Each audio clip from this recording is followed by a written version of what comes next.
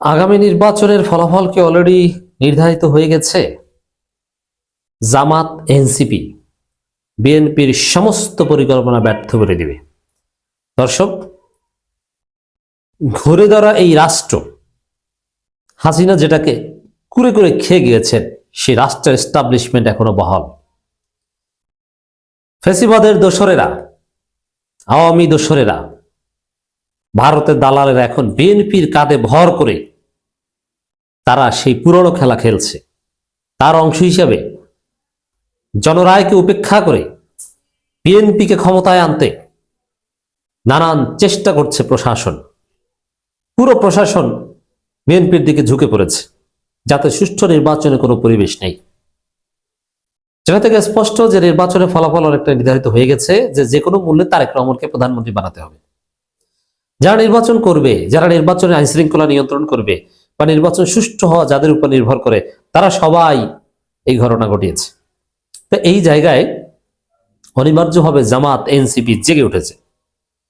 কিছুতেই বিএনপির এই ধৃষ্টতা, প্রশাসনের ধৃষ্টতা, এই দালালি, এই কেবলা, এটা জনগণ মেনে নিবে না। সব পরিকল্পনা ব্যর্থ করে দেওয়া হবে। আসিফ মাহমুদ এনসিপি নেতা, সাবেক মন্ত্রী, এরা স্পষ্টভাবে ঘোষণা দিয়েছেন, হুঙ্কার দিয়েছেন, সব ষড়যন্ত্র ব্যর্থ করে দেওয়া হবে, এগুলো হতে দেওয়া যাবে না। আমি এই জায়গাটাই সবচেয়ে বেশি আস্থা রাখি। যেই শিবির, জামাত, এনসিপির ছেলেরা মিলে সারা দুনিয়ার পরিকল্পনা ব্যর্থ করে দিয়েছে। সারা দুনিয়ার কি? হাসিনার সাথে পুলিশ ছিল, র্যাব ছিল, ডিজিএফআই ছিল, এনএসআই ছিল, বিজিবি ছিল, ভারত ছিল, চীন ছিল, রাশিয়া ছিল, এমনকি যুক্তরাষ্ট্রের নীরব সমর্থন ছিল হাসিনার পক্ষে, কারণ যুক্তরাষ্ট্র আমাদের বিপ্লবের পক্ষে কোনো ভূমিকা পালন করেনি। বিএনপি চুপ ছিল। হাসিনা শিবিরকে সন্দেহ করে নিষিদ্ধ করেছিল শেষের দিকে, কিন্তু পারেনি। এই এনসিপি নেতারা, যারা তখন সমন্বয়ক হিসেবে পরিচিত ছিল, আজকে শিবিরের ছেলেরা আমিরে জামাতের নির্দেশে, আমিরে জামাতের ম্যান পাওয়ার সাপ্লাইয়ে হাসিনাকে জয় বাংলা করে দিয়েছে, সারা পৃথিবীর পরিকল্পনা ব্যর্থ করে দিয়েছে।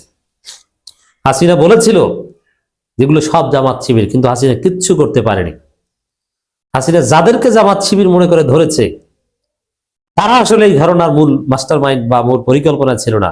আর যারা ছিল তাদেরকে হাসিনা ধরতে পারেনি। সাদিক ক্যাম্পদের কিন্তু ধরতে পারেনি। কিন্তু যাদেরকে ধরেছে জামাতের শিবিরে অনেককে, তারা কিন্তু আবার মূল পরিকল্পনার সাথে জড়িত ছিল না। অতএব এই এনসিপির ছেলেরা, এই শিবির সারা পৃথিবীকে ঘোল খাওয়াতে পারে, এতটা দক্ষ, যোগ্য।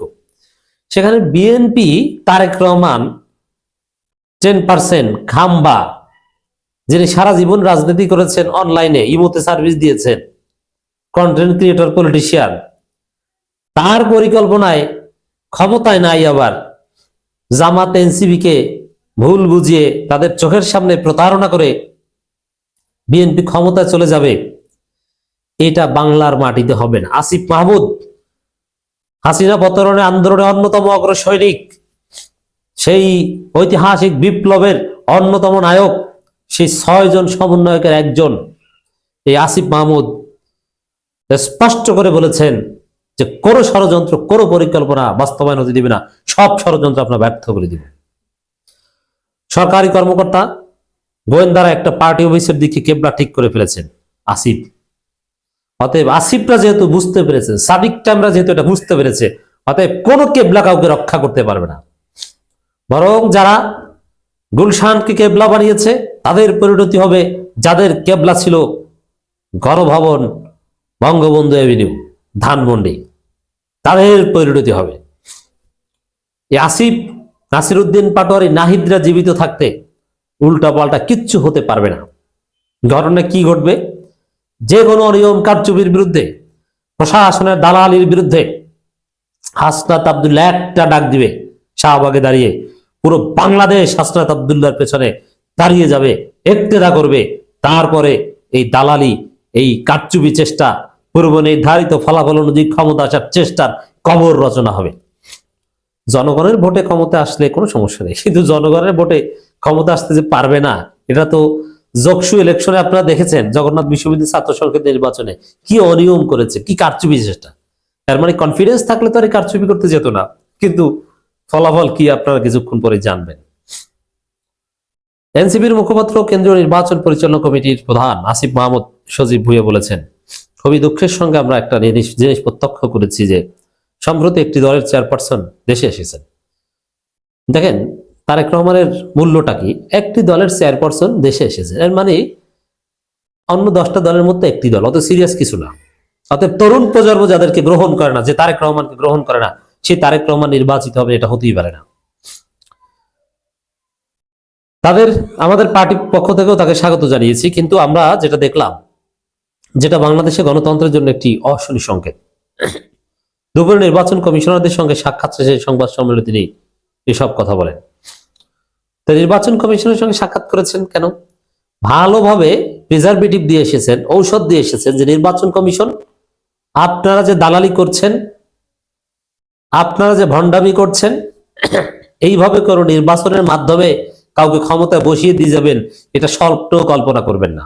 সুষ্ঠু নির্বাচন না করতে পারলে সাবেক সিসি রাকিবের মতো সবাইকে জুতার মালা পরানো হবে এবং কেউ পালাতে পারবে না, ওই নির্বাচনে কোনো কার্যকারিতা থাকবে না, নতুন নির্বাচন হবে।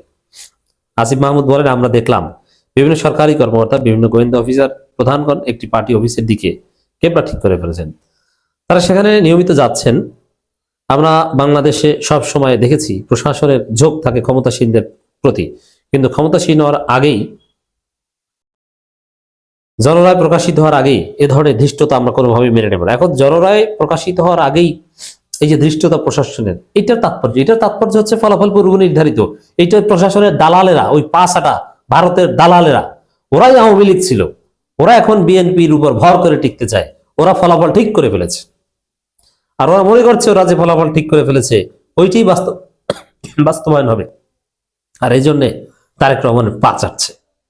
কিন্তু না, আমি বলি এই ঘটনা যারা ঘটাবে তাদের পরিণতি হবে সাবেক সিসি রাকিবের মতো জুতার মালা পড়তে হবে, এবং এরা কেউ বাঁচতে পারবে না, এদের প্রত্যেককে আইনের আওতায় আনা হবে। কিন্তু উল্টাপাল্টা কিছু বাংলাদেশে টিকবে না। আচ্ছা, তারেক রহমান দেশে আসুক না আসুক, লন্ডনে থাকুক, ইমোতে সার্ভিস দিক, আর হোয়াটসঅ্যাপে দিক, আর টেলিগ্রামে দিক, জনগণ যে এগুলো দুচ্ছে না তার প্রমাণ কি জানেন? এই যে জগন্নাথ বিশ্ববিদ্যালয় ছাত্রদল তারেক রহমান নির্দেশে যে আকাম করেছে, জনগণ কি এটা মেনে নিয়েছে? জনগণের প্রতিবাদ দেখেছেন? কি নাকানি চুবানিটা ছাত্রদল বিএনপি খেয়েছে। অতএব কোন তারেক রহমান কিচ্ছু করতে পারবে না। তিনি বলেন, আমরা সরকারকে এবং নির্বাচন কমিশনকে আহ্বান জানাবো যে যারা সেখানে গিয়েছে তারা স্পষ্টভাবে সরকারের চাকরির বিধিমালা লঙ্ঘন করেছেন। একই সাথে বাংলাদেশের মানুষের ভোটাধিকার প্রয়োগের উৎসাহ ভাটা পড়েছে। কেন উৎসাহে ভাটা পড়েছে? ওই যে সবাই ধরে নিয়েছে বিএনপি ক্ষমতায় যাবে। অতএব এই যে গোয়েন্দা প্রধান অমুক তমুক নানান, এগুলো চলবে না, এগুলো বাস্তবায়ন হতে দিবে না, এগুলো ব্যর্থ করে দেওয়া হবে। এটা আসিফ মাহমুদের ক্লিয়ার ঘোষণা। জামাতই কথা বলেছে। অতএব খেলা হবে, রাজনীতি জমে উঠেছে।